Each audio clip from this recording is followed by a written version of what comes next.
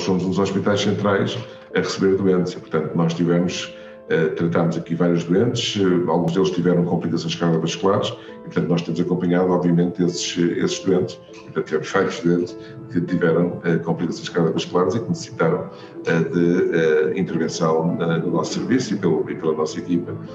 nas mais variadas áreas, das alterações rítmicas, implantação de pacemakers, síndromes coronários agudos com necessidade de angioplastia, tromboembolismo pulmonar. Portanto,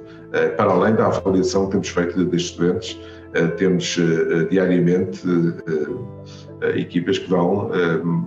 vigiar estes doentes, nomeadamente aqueles que têm patologia cardiovascular conhecida, e mesmo para despiste de alterações cardiovasculares, quer a sua avaliação clínica, quer a avaliação em termos de meios complementares de diagnóstico.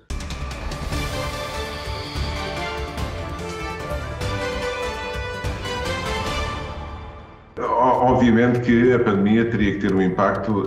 em todas as áreas da saúde, uma vez que é algo de novo, e que vai ter um impacto em termos globais nas variadas áreas. A área cardiovascular, pelo peso relativo que tem, obviamente teria que ser impactada também. A questão era qual seria o impacto real, depois de se fazer a avaliação inicial de todas as, quer das necessidades que houve, a necessidade que houve de fazer adaptações em termos de funcionamento dos próprios hospitais, quer da reação da população, quer do impacto da própria pandemia em si. Tudo isto veio impactar, no fundo, aquilo que seria aquilo que foi e está a ser ainda o resultado do impacto da pandemia, no caso concreto das doenças cardiovasculares. Nós tivemos aqui vários momentos. Tivemos um momento que foi o momento inicial, que era um momento em que não sabíamos exatamente o que é que iria acontecer. Nós em Portugal tivemos um bocadinho a vantagem de saber o que é que estava a acontecer noutros países. Aqui, concretamente no hospital, nós fizemos um planeamento que me parece bastante adequado em termos de da resposta que fosse necessário dar em função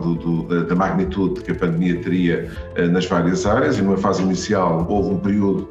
das primeiras semanas em que, de facto, houve uma suspensão da atividade eletiva, ficando apenas a atividade de urgência, de emergência e os cuidados que fosse necessário manter de continuidade. Mas a partir de maio, que foi quando foi suspenso o primeiro estado de emergência, no nosso caso também estabelecemos um plano de recuperação, no fundo, de toda a atividade em termos do funcionamento do departamento, quer da cardiologia, quer da cirurgia cardiotorácica e da cirurgia vascular, de forma a podermos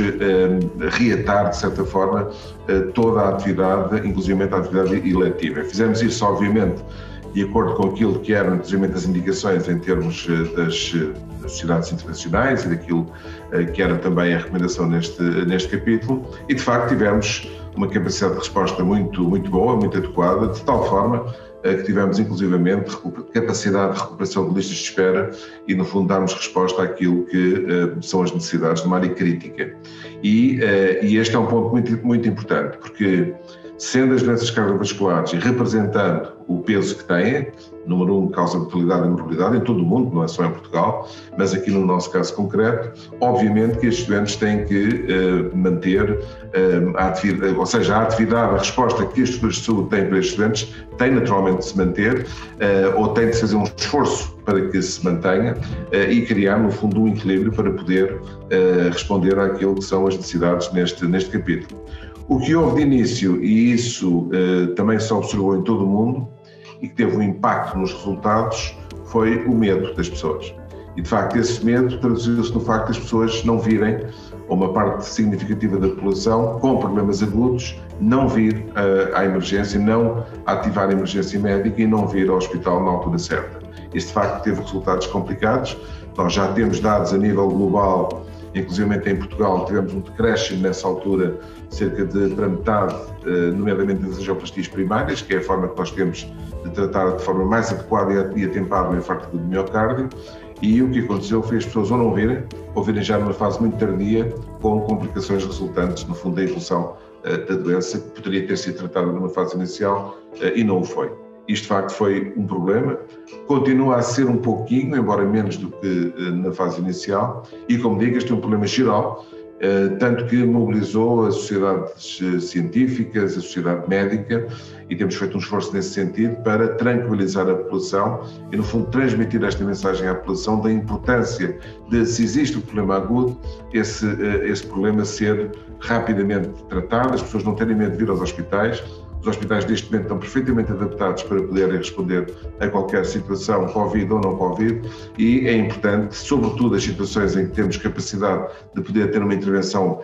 atempada e que isso vai condicionar todo o prognóstico futuro dessa pessoa, de as pessoas virem na altura própria para poderem ser tratadas de forma adequada. Foi considerado que a área cardiovascular era uma área também considerada prioritária e, portanto, nesse sentido mantivemos toda a atividade. Os nossos recursos humanos foram, na parte médica, foram perfeitamente adaptados em relação àquilo que eram as necessidades. Houve alguma dificuldade na parte da enfermagem, é verdade. Tem havido aqui um esforço também grande por parte das equipas de enfermagem de manterem o número adequado de recursos humanos, nomeadamente em termos de áreas mais diferenciadas, como o bloco operatório, as unidades de cuidados intensivos, mas temos conseguido manter uma atividade bastante razoável e bastante adequada para aquilo que são as necessidades. Há, aliás, aqui uma segunda pandemia, que é a pandemia da desinformação, e tem sido terrível as chamadas fake news e todos estes movimentos que são, eu diria, criminosos, uma vez que isso pode ter consequências na saúde pública e na saúde das pessoas, e de facto houve várias notícias alarmistas em relação a alguns fármacos ou algumas coisas que as pessoas estavam a fazer e que faziam ou não faziam, e isso criou alguma instabilidade na população. A uma certa altura que até havia questões com alguma base científica, em que havia alguma dúvida, por exemplo, de início, se os antagonistas do enzima de conversão da angiotensina ou dos receptores da angiotensina poderiam ou não influenciar a infecciosidade e a resposta, no fundo, em termos se o doente fosse infectado, uma vez que o vírus, como sabemos, vai se ligar ao receptor, o chamado ACE2. E depois verificou-se, e foram feitos vários estudos nesse sentido, que não. E, portanto, isso foi rapidamente passado também para a comunidade e procurou-se tranquilizar, mas houve ali um período em que as pessoas andavam muito hesitantes, ou pessoas simplesmente pararam a medicação, mesmo contra as nossas indicações de que não deveriam parar até termos informações mais robustas, e depois, quando as tivemos, passámos também de forma a que isso atingisse a população para evitar suspensões de medicação, etc. Os doentes cardiovasculares têm maior probabilidade de desenvolver a doença. E quando desenvolvem a doença, também sabemos que podem ter uma maior probabilidade não só de ter uma doença mais grave, em termos de próprias alterações secundárias à doença, como esta doença viral vai afetar em particular, é uma doença sistémica, hoje em dia já sabemos, envolve todos os órgãos, ou pode envolver todos os órgãos, mas tem uma apetência também particular, quer para o coração em si, e para as células miocárdicas, quer para o endotélio, para as células endoteliais, que revestem no fundo todo o nosso sistema arterial, e sabemos que uma das complicações é precisamente uma endotelite, portanto uma infecção, digamos assim, das células endoteliais, e que é um dos mecanismos fisiopatológicos para desencadear algumas das alterações que observamos nestes doentes, desde as alterações ao nível de potenciar síndromes coronários agudos, de potenciar fenómenos protrombóticos, de criar inclusivamente, em termos da resposta, nomeadamente daquela que é a tempestade de citoquinas que vemos em alguns doentes, isso ser também o resultado de alterações a nível da função endotelial, da alteração do próprio endotélio, que favorece este tipo de alterações. E, portanto, esse foi um ponto que também foi verificado muito precocemente. Desde logo, os colegas chineses publicaram, numa fase muito inicial, que tinham até cerca de entre 30% a 50% de comorbilidades cardiovasculares nos doentes que tinham sido infectados por SARS-CoV-2, mesmo nas fases iniciais, e têm sido depois, a partir daí, várias séries que têm vindo a ser publicadas sobre alterações secundárias, alterações cardiovasculares secundárias à infecção. E, portanto, é por isso que temos aqui, por um lado, complicações diretas do vírus, em relação ao sistema cardiovascular, e temos complicações indiretas resultantes da pandemia, um pouco o que falávamos há bocado, que em consequência da pandemia terem havido um agravamento de condições cardiovasculares por não ter havido, digamos, o acesso adequado sobretudo pelo tal medo que foi criado na fase inicial também por alguma suspensão da atividade eletiva, mas acima de tudo pelo medo que as pessoas tinham de vir